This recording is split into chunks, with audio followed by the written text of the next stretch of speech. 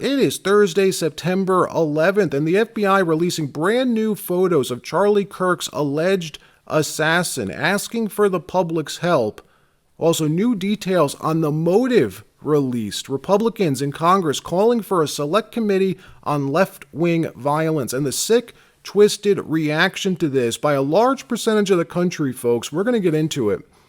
MSNBC firing, axing Matt Dowd after his commentary yesterday. And who exactly is Matt Dowd? We're going to show you. Well, from reports and particularly our own correspondents, things are tightening around the man who they think is the assassin.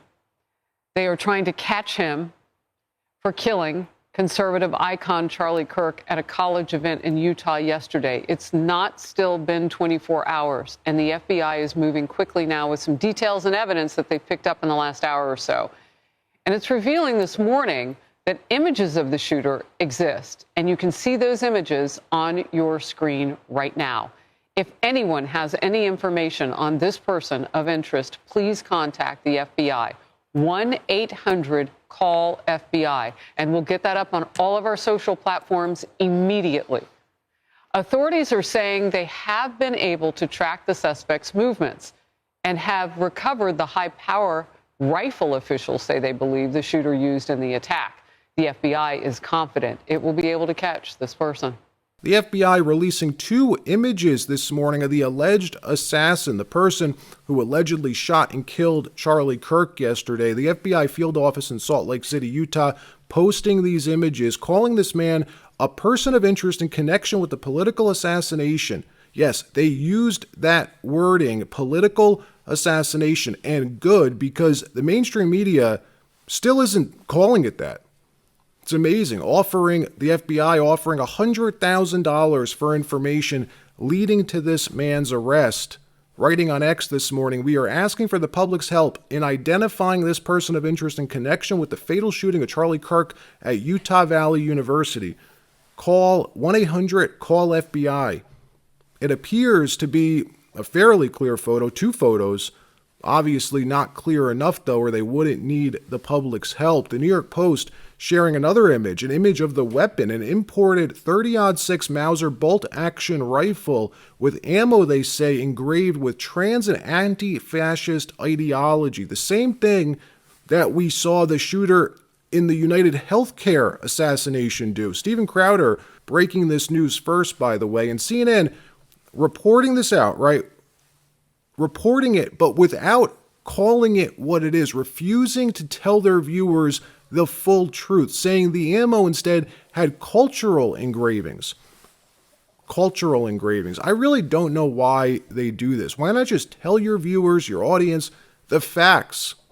Everyone knows what's going on. You can learn about it on social media. You'll learn the truth anyways.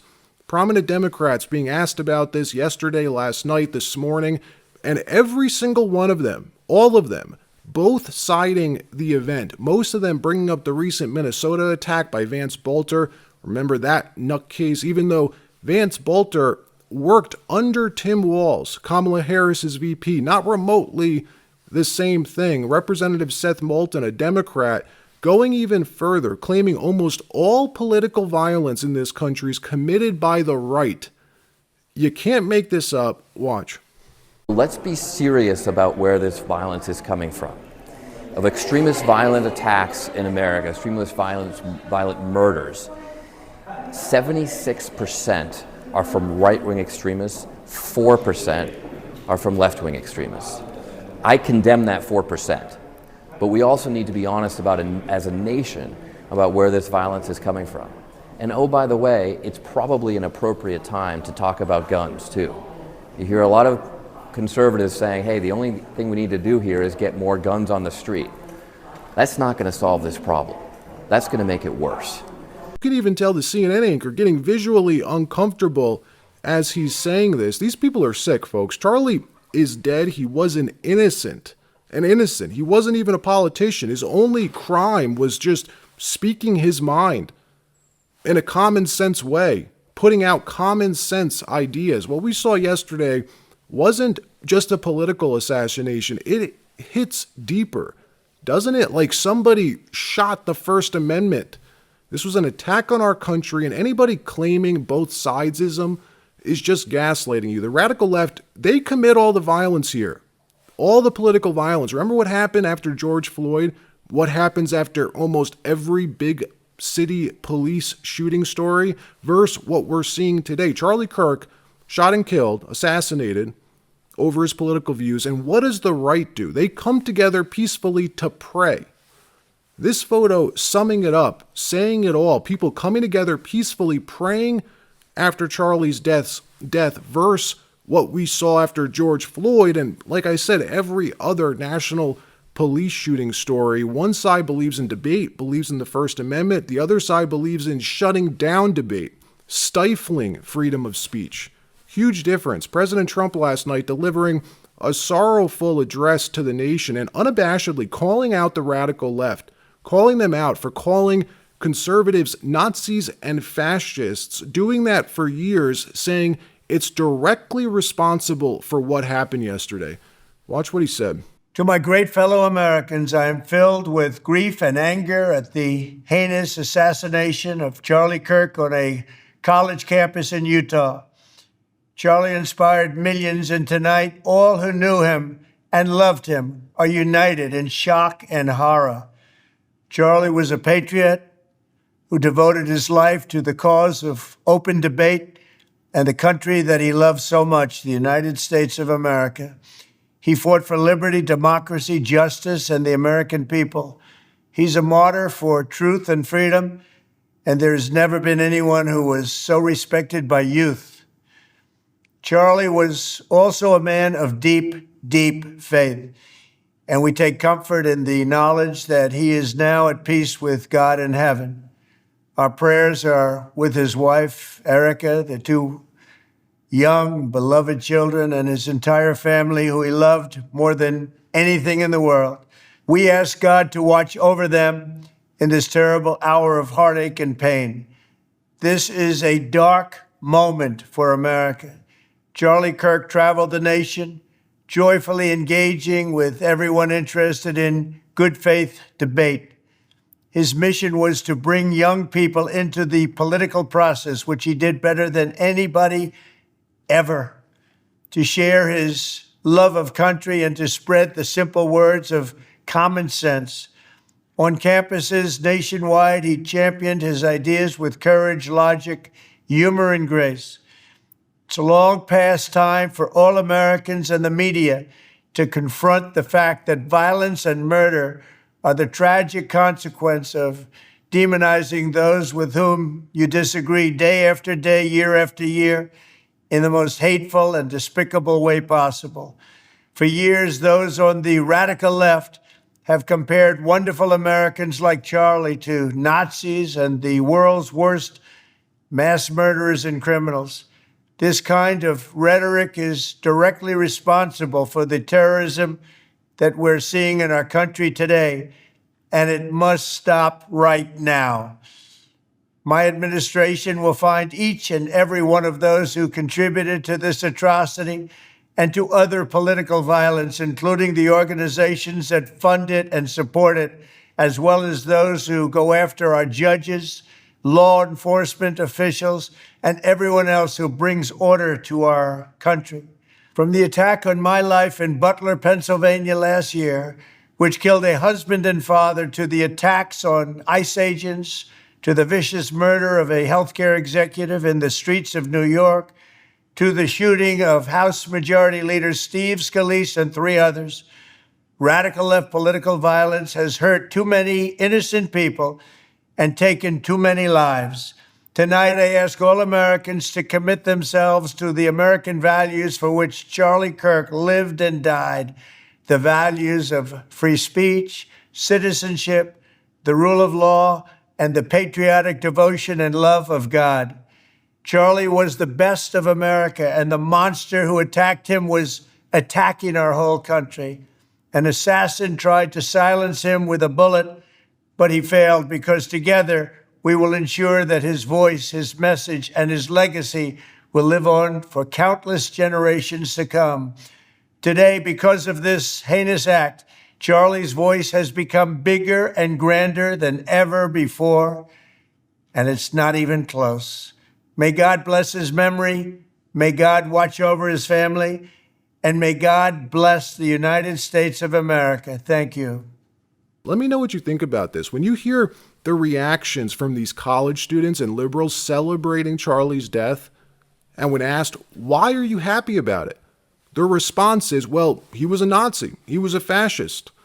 It's just infuriating because it's not even true. Charlie Kirk didn't even have extreme views. He had common sense views, common sense takes. There was nothing fascistic about what he would promote.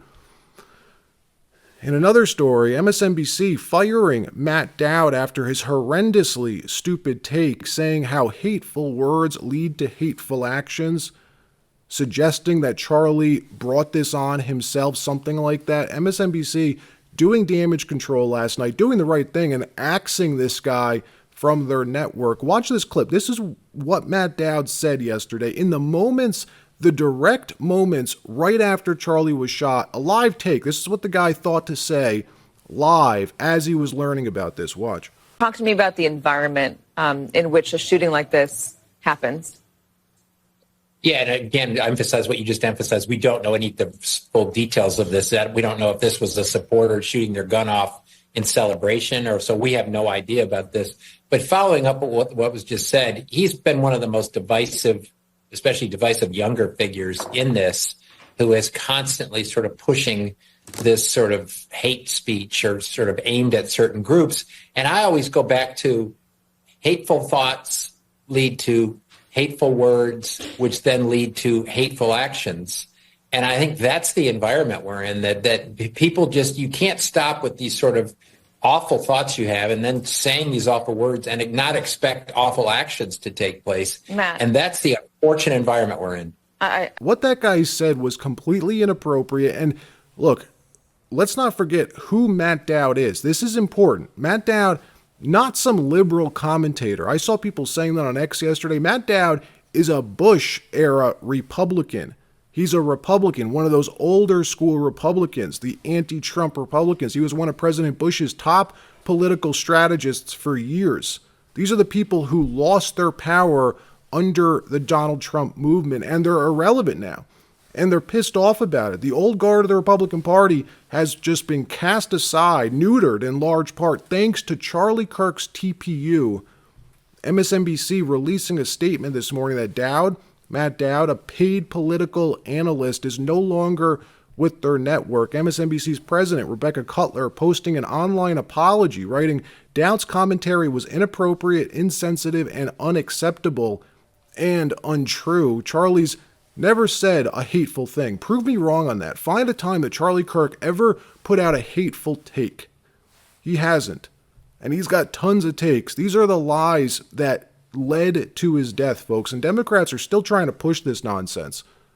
And I think, look, people have had enough of this, all right? Enough. Konstantin Kisin saying something about this last night. This clip that he put out, this statement just struck home with me. Let me know if you agree. Watch. Charlie Kirk, the CEO of Turning Point, was murdered yesterday while speaking on a college campus. He was 31 years old and a father of 2 young children. I didn't know Charlie. He was due to appear on Trigonometry very shortly. I hope I'm wrong, but last night felt like some sort of invisible line had been crossed that we didn't even know was there. The last time I felt like this was 24 years ago today, when it was clear on 9/11, without knowing the how and the what, that the world was about to change forever. Like the rules of the game had been permanently altered and there was simply no going back to the innocent, peaceful past. I didn't feel like this when an attempt was made on President Trump's life. If I had to rationalize why I didn't feel this way, I guess it's first of all because the attempt failed, and also because several US presidents had been shot at and even assassinated in the past. Somehow, no matter how awful it was still within the realms of the possible. But to murder a young father simply for doing debates and mobilizing young people to vote for a party that represents half of America, this is something else. Charlie's death is a tragedy for his wife, his children, and his family. I don't pray often. I prayed for them last night. But I fear his murder will be a tragedy for all of us in ways we will only understand as time unfolds. I hope I'm wrong. I fear I'm not.